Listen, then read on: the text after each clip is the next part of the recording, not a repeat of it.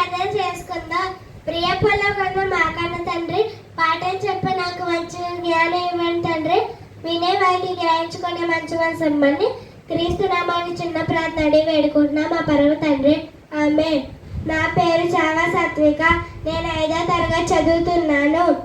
ఈరోజు నేను చెప్పబోయే పాఠం పేరు యేసుక్రీస్తు వంశావళి. అబ్రహాము కుమారుడగు దావీదు కుమారుడైన యేసుక్రీస్తు వంశావళి. అబ్రహాము ఇస్సాకును కనెను, ఇస్సాకు యాకోబును కనెను, యాకోబు యూదాను అతని అన్నదమ్ములను కనెను. యూదా తామరు నందు పెరాసును జెరహును కనెను.